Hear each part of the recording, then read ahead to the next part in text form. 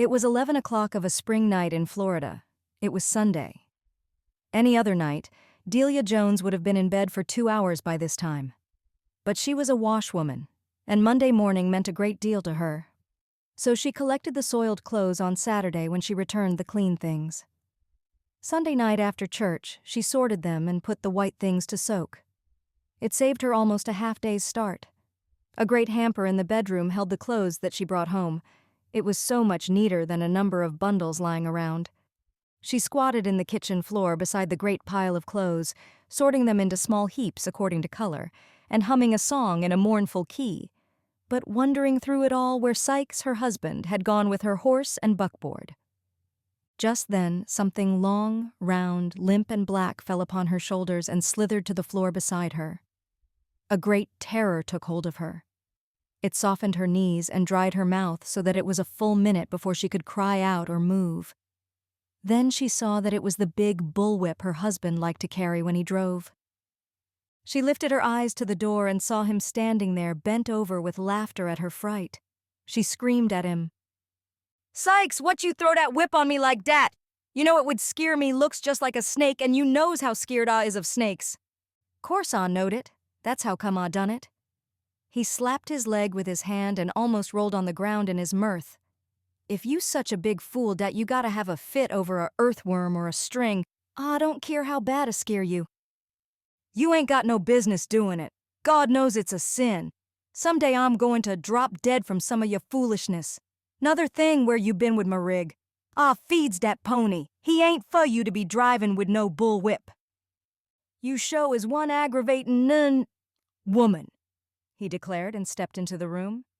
She resumed her work and did not answer him at once. "I done told you time and again to keep them white folks' clothes out of dis house." He picked up the whip and glared down at her. Delia went on with her work.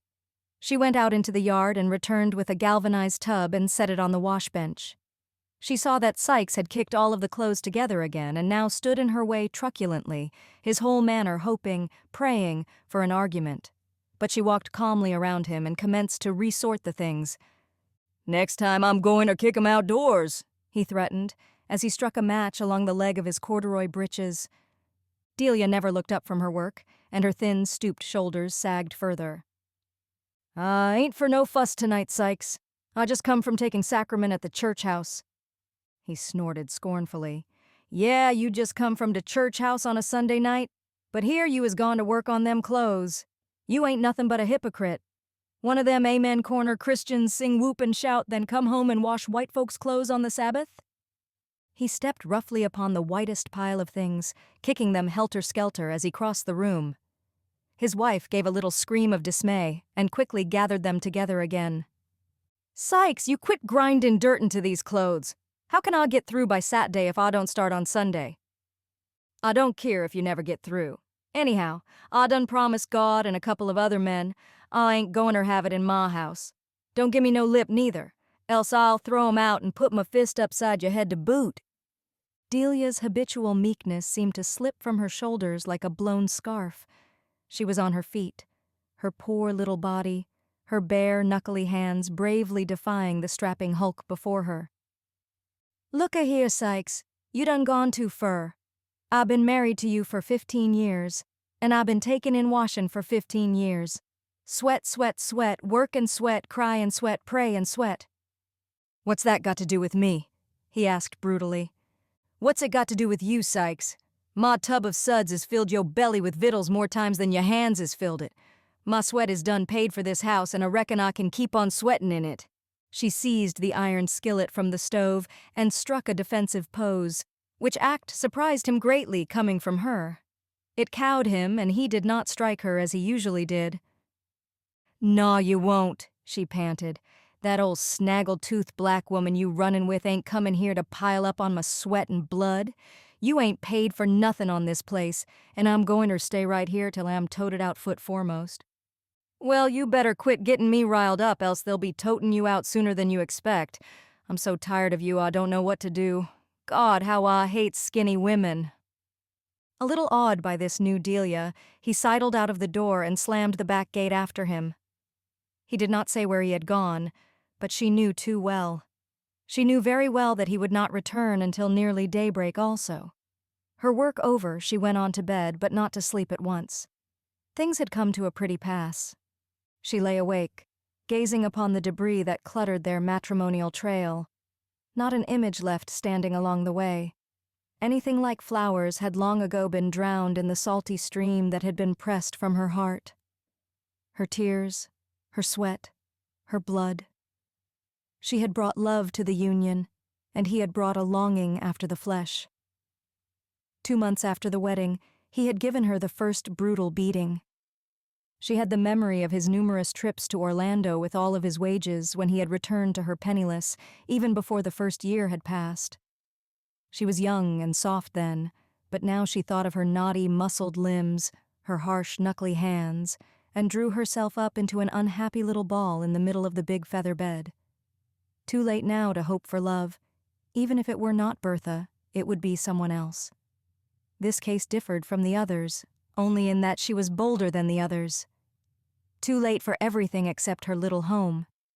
She had built it for her old days, and planted one by one the trees and flowers there. It was lovely to her. Lovely.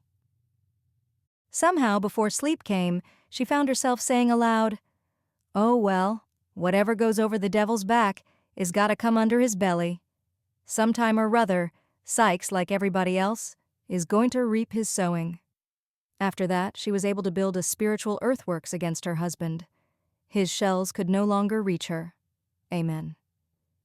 She went to sleep and slept until he announced his presence in bed by kicking her feet and rudely snatching the covers away. "Gimme some kiva here, and get your damn foots over on your own side. I oughter mash you in your moof for drawing that skillet on me." Delia went clear to the rail without answering him. A triumphant indifference to all that he was or did. Asterisk, asterisk, asterisk, asterisk, asterisk. The week was as full of work for Delia as all other weeks, and Saturday found her behind her little pony, collecting and delivering clothes. It was a hot, hot day near the end of July. The village men on Joe Clark's porch even chewed cane listlessly. They did not hurl the cane knots as usual. They let them dribble over the edge of the porch. Even conversation had collapsed under the heat. "Here come Delia Jones," Jim Merchant said, as the shaggy pony came around the bend of the road toward them. The rusty buckboard was heaped with baskets of crisp, clean laundry. "Yep," Joe Lindsay agreed. "Hot or cold, rain or shine, just easy, reg'lar easy, de weeks roll round, Delia carries 'em and fetches 'em on Sat day." "She better if she wanter eat," said Moss. "Syke Jones ain't with the shot and powder hit would tek to kill him. Not to her he ain't." "He sho ain't," Walter Thomas chimed in. "It's too bad, too, 'cause she was a right pretty little trick when he got her. I'd 'a ma eyed him myself if he hadn't beat me to it." Delia nodded briefly at the men as she drove past. "Too much knockin' will ruin any omen. He done beat her 'nuff to kill 3 women, let alone change they looks," said Elijah Mosley. "How Syke can stomach that big black greasy mogul he's layin' round wid gets me. I swear dat 8-Rock couldn't kiss a sardine can I done throwed out de back door way last year." "Aw, she's fat, that's how come." "He's allus been crazy 'bout fat women," put in Merchant. "He'd 'a been tied up wid one long time ago if he could 'a found one to have him. Did I tell you about him come sidlin' round my wife bringin' her a basket of pecans out of his yard for a present? Yes, sir, my wife. She told him to take 'em right straight back home 'cause Delia works so hard over that wash tub she reckon everything on de place tastes like sweat and soap suds. I just wish Dad 'a caught him der. I'd 'a made his hips catch on Fia down dat Shell Road." "I know he done it too. I sees him grinnin' at every omen dat passes," Walter Thomas said. "But even so, he useter eat some mighty big hunks, a humble pie to get dat lil' omen he got. She was easy, pretty easy a speckled pup. Dat was 15 years ago. He useter be so skeered o' losin' her, she could make him do some parts of a husband's duty. Dey never was de same in de mind." "There oughter be a law about him," said Lindsay. "He ain't fit to carry guts to a bear." Clark spoke for the first time. "'Tain't no law on earth dat can make a man be decent if it ain't in him. There's plenty men dat takes a wife like dey do a joint of sugar cane. It's round, juicy, and sweet when dey gets it. But dey squeeze and grind, and wring till dey wring every drop of pleasure dat's in 'em out. When dey's satisfied dat dey is wrung dry, Dey treats 'em just like dey do a cane chew. Dey throws 'em away. Dey knows what dey is doing while dey is at it, and hates theirselves for it, but they keeps on hanging after her till she's empty. Den dey hates her for being a cane chew and in de way.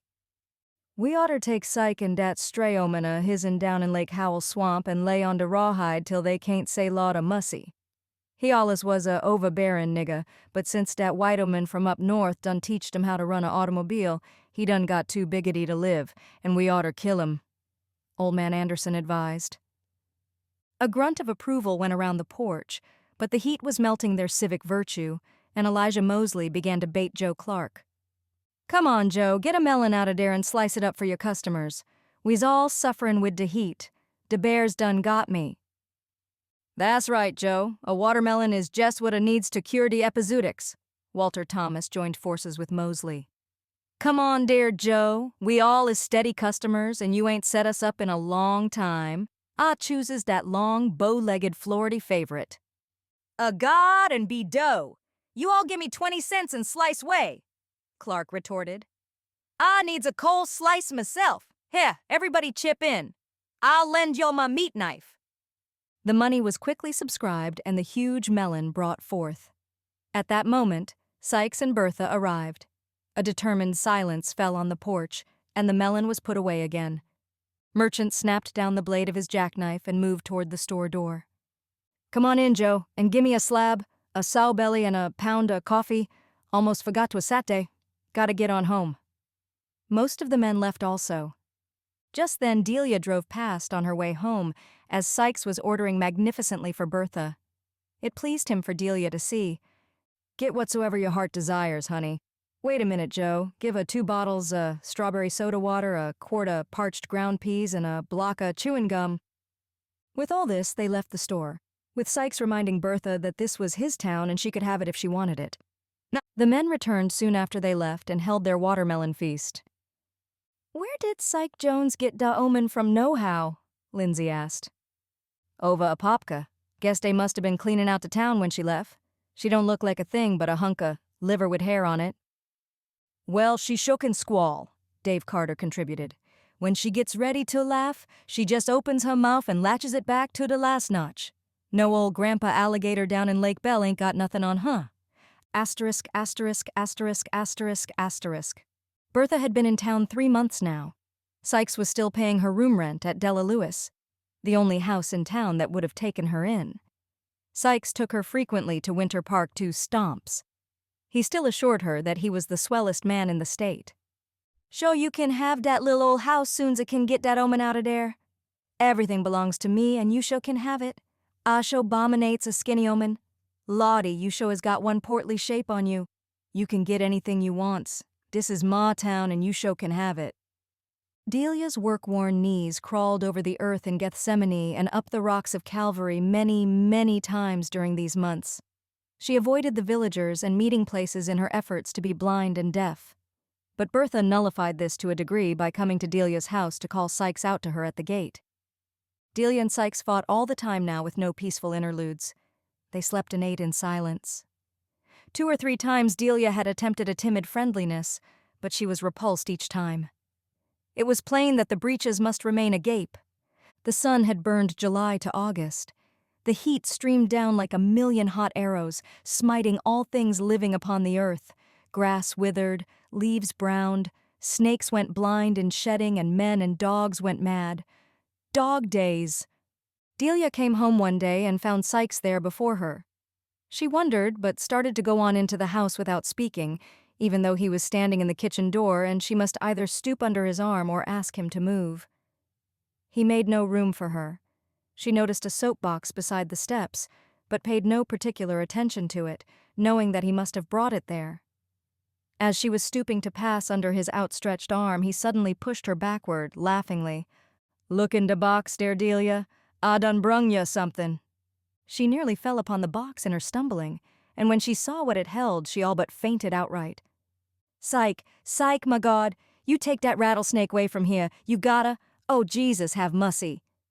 I ain't got to do nothing. De kin fact is I ain't got to do nothing but die.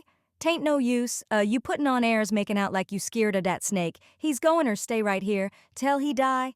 He wouldn't bite me 'cause Ah knows how to handle him. Know how he wouldn't risk breaking out his fangs gin yo skinny legs. No, now, Syke, don't keep dat thing around here to skeer me to death. You knows I'm even feared of earthworms. That's de biggest snake I eva did see. Kill him, Syke, please. Don't ask me to do nothin' for you. Going round trying to be so damn asтерperious? Nah, I ain't gonna kill it. I think a damn sight mo him dan you. That's a nice snake and anybody don't like him can just hit the grit. The village soon heard that Sykes had the snake and came to see and ask questions. How de henfire did you catch that 6-foot rattler, Syke? Thomas asked. He's full of frogs so he can't hardly move, that's how. I eased up on him, but I'm a snake charmer and knows how to handle 'em. Shucks, dat ain't nothin'.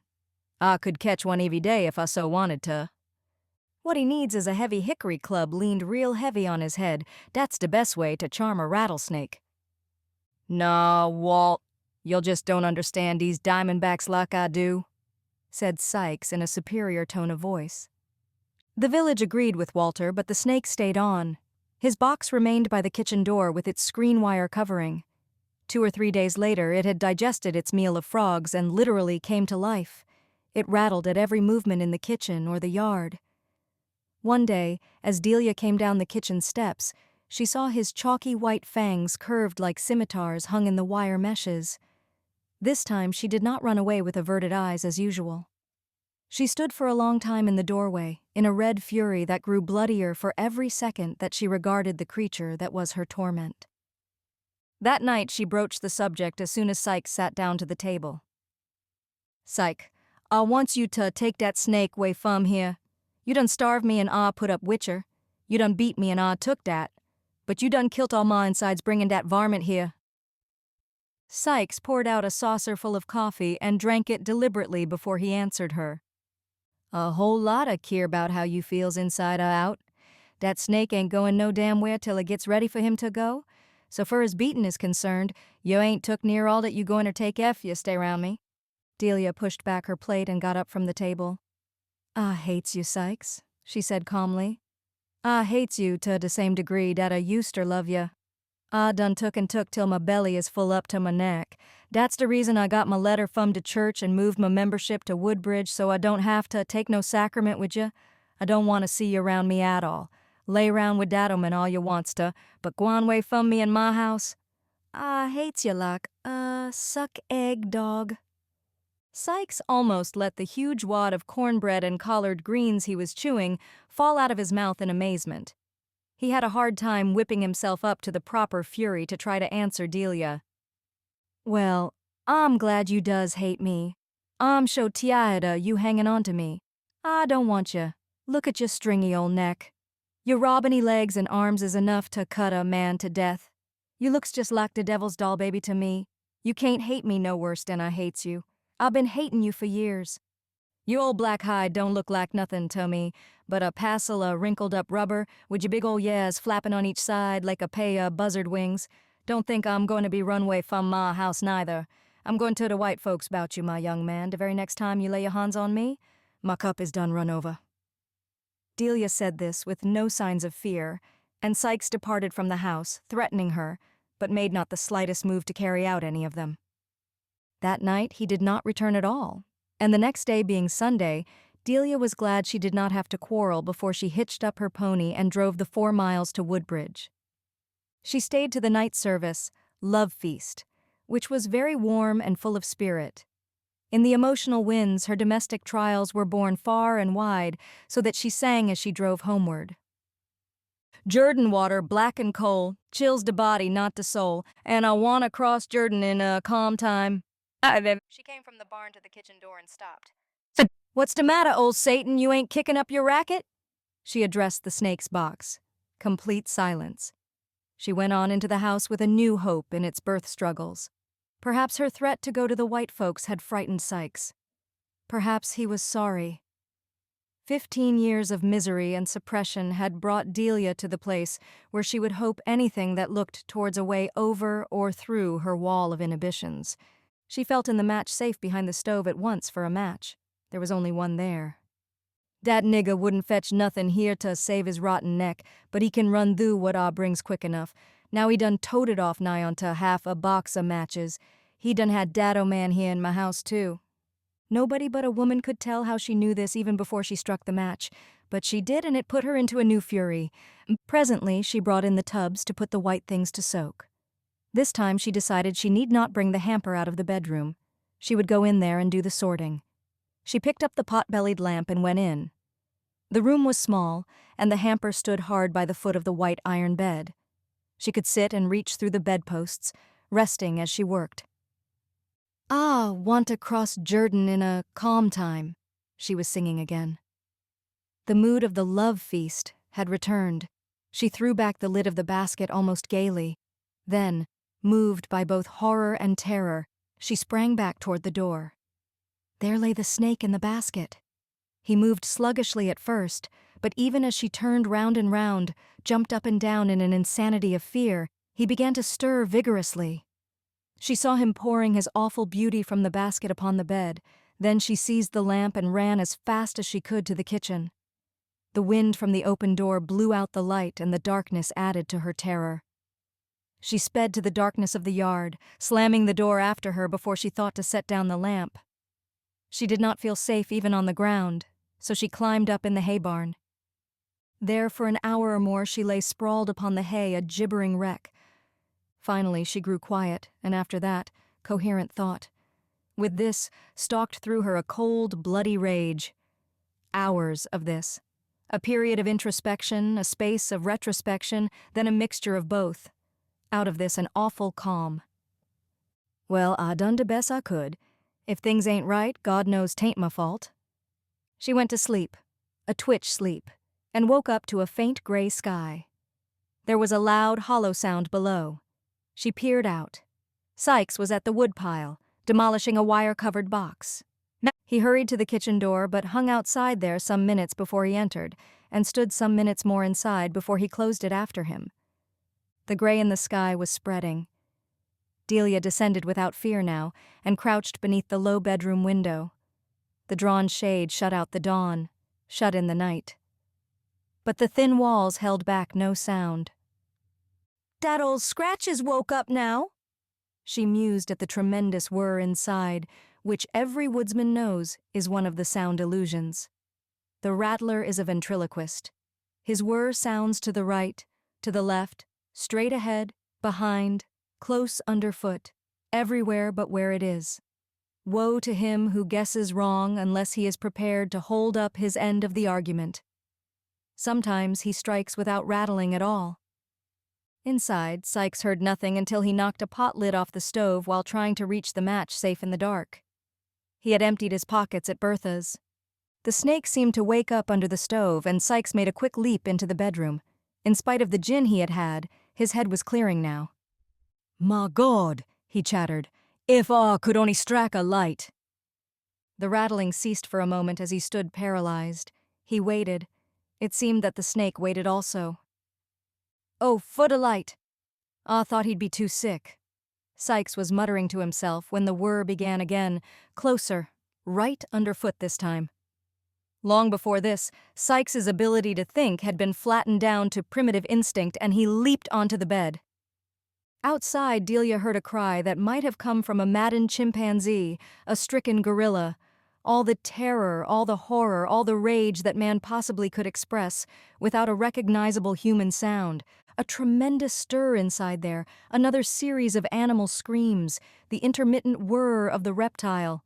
The shade torn violently down from the window, letting in the red dawn, a huge brown hand seizing the window stick.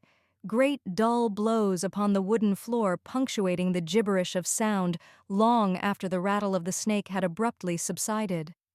All this Delia could see and hear from her place beneath the window, and it made her ill. She crept over to the 4 o'clocks and stretched herself on the cool earth to recover. She lay there. "Delia! Delia!" She could hear Sykes calling in a most despairing tone as one who expected no answer. The sun crept on up and he called. Delia could not move. Her legs were gone flabby. She never moved, he called, and the sun kept rising. "My God," she heard him moan. "My God from heaven." She heard him stumbling about and got up from her flower bed. The sun was growing warm. As she approached the door, she heard him call out hopefully, "Delia, is dat you are here?" She saw him on his hands and knees as soon as she reached the door. He crept an inch or two toward her, all that he was able, and she saw his horribly swollen neck and his one open eye shining with hope. A surge of pity too strong to support bore her away from that eye that could not, fail to see the tubs. He would see the lamp. Orlando with its doctors was too far. She could scarcely reach the chinaberry tree, where she waited in the growing heat while inside she knew the cold river was creeping up and up to extinguish that eye which must know by now that she knew.